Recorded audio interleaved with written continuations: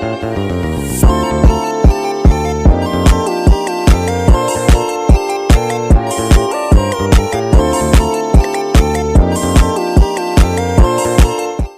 hampir setengah abad berlalu, tepatnya pada tahun 1948, Korea Selatan menghadapi krisis politik yang mengguncang citra internasional negara dan pemerintahnya setelah memperoleh kemerdekaan dari kolonialisme Jepang.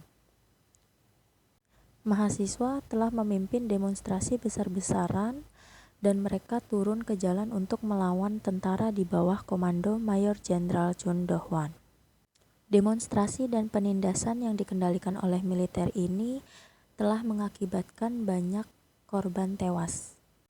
Diperkirakan lebih dari 150 warga sipil tewas dan ribuan lainnya luka-luka.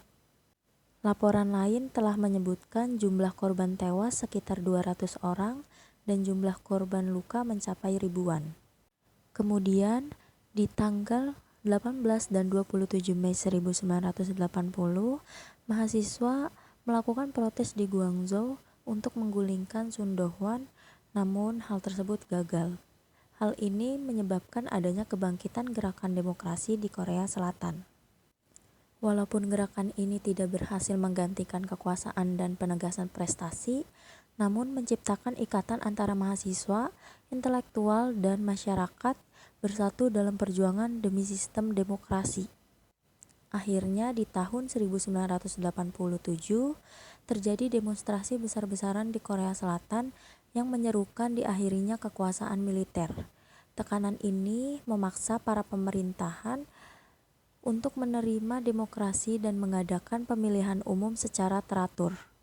Peristiwa yang dikenal dengan nama Perjuangan Demokrat Juni atau Gerakan Demokrasi Juni ini merupakan gerakan demokrasi berskala nasional yang memicu demonstrasi besar-besaran pada tanggal 10 hingga 29 Juni 1987.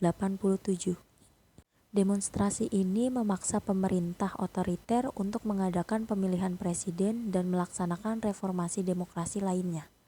Akhirnya, mengarah pada pembentukan Republik ke-6 Korea Selatan yang berlanjut hingga saat ini. Nyatanya, gerakan ini mampu membawa perubahan besar bagi Korea Selatan yang saat itu masih berada di bawah kekuasaan militer yang penuh indoktrinasi dan otoritarianisme. Perubahan tersebut mendorong Korea Selatan menuju bentuk pemerintahan yang lebih demokratis. Nah, bicara soal demokrasi sendiri merupakan pemerintahan yang berdasarkan rakyat. Sebenarnya, kata tersebut berasal dari dua kata demo, yaitu rakyat, dan kratia, yaitu kekuasaan, yang berarti kekuasaan ada di tangan rakyat. Dalam sejarah, perubahan cepat seperti ini bisa disebut dengan revolusi. Revolusi adalah perubahan sosial dan politik yang cepat dan penuh kekerasan, seringkali melibatkan konflik, kekerasan, dan perlawanan terhadap otoritas atau sistem. Revolusi didorong oleh frustasi, ketidakadilan, penindasan, atau krisis yang mempengaruhi sebagian besar masyarakat. Oleh karena itu, peristiwa yang terjadi di Korea Selatan ini dikenal dengan sebutan Revolusi Korea karena menunjukkan perubahan yang sangat cepat. Lalu dengan adanya pembantaian Gwangju merupakan pukulan telak terhadap pemerintahan militer.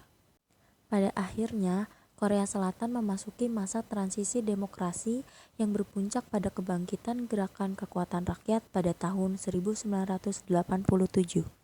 Sebagai kelompok sosial, negara diartikan sebagai wilayah yang berada di bawah kendali lembaga-lembaga politik dan pemerintahan yang efektif dengan kesatuan dan kedaulatan politik serta tujuan nasional. Secara umum, Plato dan Aristoteles membagi bentuk pemerintahannya menjadi 3 kategori, yaitu monarki, aristokrasi, dan demokrasi. Dua bentuk pemerintahan pertama mengalami kemunduran dan muncullah pemerintahan yang bernama tirani atau oligarki. Hal ini terjadi di Korea dan Indonesia, di mana dalam waktu 3 tahun kemerdekaan muncullah oligarki dengan kekuatan militer. Negara yang pemerintahannya demokratis dianggap sebagai negara yang baik. Misalnya, Amerika Serikat adalah salah satu negara terbesar yang memiliki lembaga demokrasi. Lalu demokrasi yang terjadi di Korea Selatan ini disebabkan oleh besarnya kontribusi masyarakat yang lahir dari gerakan demokrasi rakyat. Pada tanggal 18 Mei 1980 telah terjadi peristiwa di Guangzhou yang terjadi ketika tentara yang dipimpin oleh Chun Do-hwan berusaha membungkam protes mahasiswa dan masyarakat. Lalu Kasia Vikas menyatakan bahwa periode pemberontakan Gwangju pada tahun 1980 hingga pemberontakan Juni tahun 1987 telah berhasil mengakhiri kekuasaan militer. Nah, jadi segitu aja ya sobat politik. Aku bakal ngejelasin lebih detail soal politik di Korea Selatan di minggu selanjutnya. Jadi segitu aja, terima kasih. Wassalamualaikum warahmatullahi wabarakatuh.